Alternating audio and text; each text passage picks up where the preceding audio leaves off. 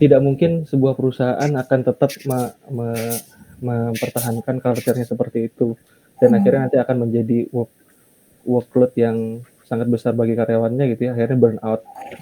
Nah, biasanya kalau dari istri mah, mulai dari dia 1 orang, HRD-nya sekarang sudah jadi ada 5 gitu. Jadi dalam keadaan setahun startup-nya grow, SDM-nya juga bertambah.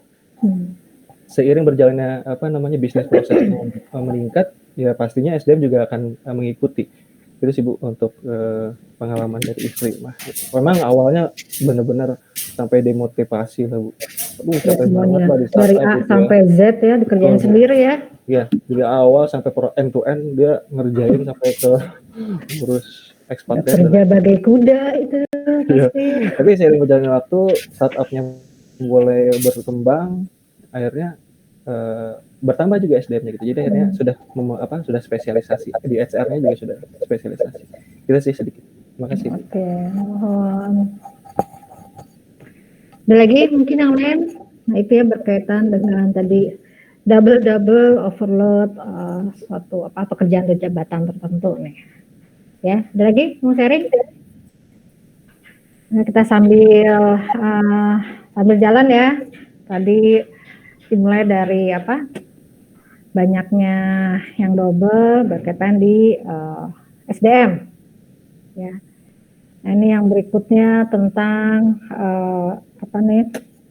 strategik dari si SDM itu sendiri, karena memang tujuannya itu adalah kita untuk mencapai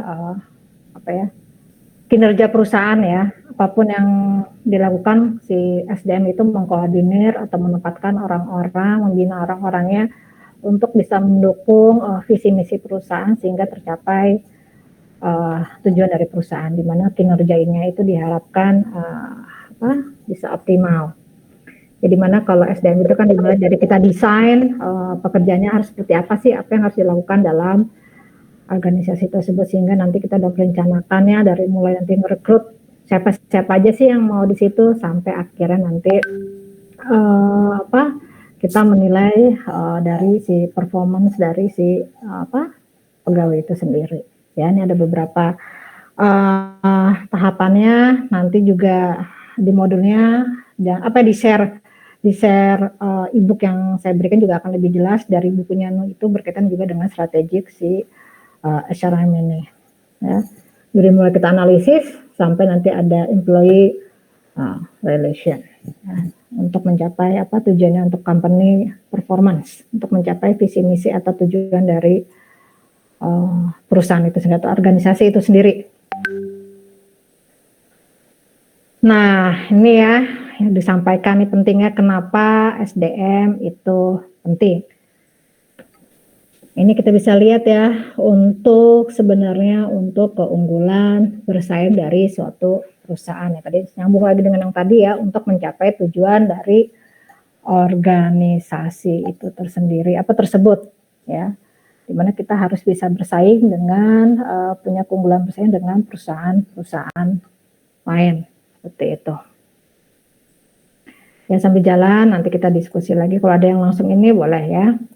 Nah ini ya contoh manfaat penting dari SDM, mungkin banyak tahu deh ya tadi ya, dari penempatan, terus nanti mendorong pegawainya untuk ini komitmen pegawai organisasi, terus kita memberikan orientasi untuk pegawai baru dan lain sebagainya. Nah ini berkaitan juga dengan sebenarnya pengelolaan SDM kalau kita lakukan dengan efektif. Nah ada namanya high performance work system ya. Nanti sudah organisasi yang sudah memiliki teknologi struktur yang ini sehingga akan memberikan manfaat untuk keunggulan bersaing bagi organisasi seperti itu. Tapi nah ini harus dilihat lagi, nanti kita bahas bahwa sebagai bagian dari human resource itu kita harus punya 9 kompetensi sebenarnya ya, nanti kita bahas. Nah ini ya tanggung jawab istilahnya Departemen SDM. Kalau dulu nih, kalau sekarang kerucutnya terbalik ya. Justru sekarang kita lebih fokus di SDM itu lebih ke paling besar itu adalah komposisi strategiknya ya, strategik untuk human resource-nya gimana sih kita melihat untuk mengatur tujuan dari organisasi. Dan yang paling kecil itu ada komposisi yang untuk administratif sebenarnya. Kalau dulu memang administrasi nomor 1 ya untuk bagian ininya SDM, tapi kalau sekarang sudah terbalik, lebih yang paling besar itu adalah strategik. Nanti bagian keduanya bisnisnya itu baru yang terakhir adalah administrasinya, pekerjaan administrasinya. Nah ini, Bu, izin Bu. boleh? Ibu mandi tuh, dicuekin bapaknya ya. Udah aman sama ibunya Bu. Dicuekin bapaknya tuh mau ngajak main hari Sabtu. Oh Bapak. Siap Bu, izin untuk ganti dari laptop ke handphone nih, soalnya saya mau jalan, mau otw ke kantor. Oh mangga. Siap, terima kasih banyak Bu. Iya. Nanti pas Bapak udah sampai kantor kita udahan. Jangan bilang-bilang. Nah ini ya, tanggung jawab Ketua SDM itu ada beberapa tanggung jawab dari SDM-nya, tapi tadi yang seperti awal ya, dari mulai analisis sampai nanti ada company performance ya, untuk support dari bisnis strateginya. Tuh, terus ini ada pengelolaannya, lebih ke pengertiannya ya. Nah ini yang ingin saya bahas itu adalah, sebentar.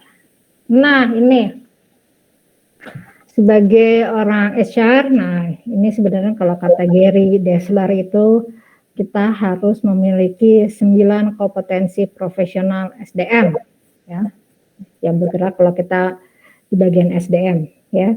Ada 9 nih. Yang pertama itu ada business acumen, di mana kita bisa istilahnya jago bisnis ya. Kita bisa memahami dan menerapkan informasi untuk berkontribusi dalam strategi organisasi untuk mencapai company performance, atau human itu jago bisnis ya. Ini yang harus penting yang dimiliki dari orang SDM. Ada 9 benar.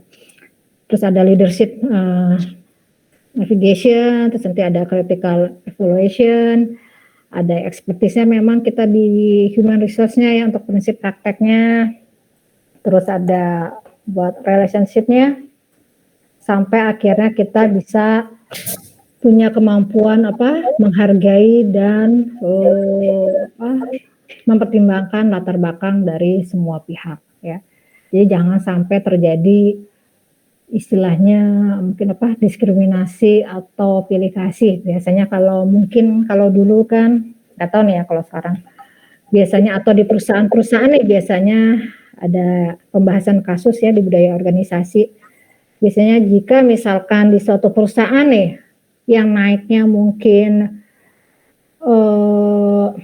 direktur utamanya mungkin ya lulusan kampus A, nah biasanya kan juga nanti ada perubahan struktural ya, gerbong bawaannya juga yang banyaknya lulusan A, nah seperti itu. Tapi jangan sampai terjadi seperti itu, jadi adanya kita punya kompetensi untuk benar-benar menghargai latar belakang seorang tanpa melihat ininya tersendiri ya, jadi memang lebih equal ya. Itu ya 9 kompetensi yang harus dimiliki dari seorang HR menurut Gary Dessler. Nah ini penting untuk kita bisa menjalankan fungsi kita di SDM. Ya mungkin ada yang mau nambahkan dulu enggak sambil jalan? Bu izin Bu. Boleh? Ya, Bu untuk kompetensi yang ke-9 Bu ya. Yang saya rasakan saat ini memang masih banyak Bu. Tarik alumni gitu loh Bu. Ya itu kan. Jadi benar-benar segerbong gitu. Nah contoh Bu ya, saya dulu juga pernah di Alfamart dan Alfamidi Bu, jadi Alfa Group gitu. Jadi memang orang-orangnya itu lagi gitu. Jadi benar-benar adik. Saya misalnya kakak tingkat nih, nanti akan merekrut adiknya gitu. Adiknya itu pasti masuk Bu. Jadi nanti hampir di semua cabang itu nanti namanya dinasti. Kalau saya dulu di Unjani Bu ya, waktu saya Jenderal Ahmad Yani, dinamakan tuh di Alfamart tuh ini dinastinya Unjani gitu ya. Di Alfamart. Jadi memang betul-betul di Alfamart itu emang relasinya relasi Unjani semua tuh, terkait dengan rekrutmennya Bu ya. Rekrutmen spesialisnya tuh kebanyakan memang orang-orang Unjani. Jadi kalau di kompetensi yang ke-9, kalau saya rasa masih banyak yang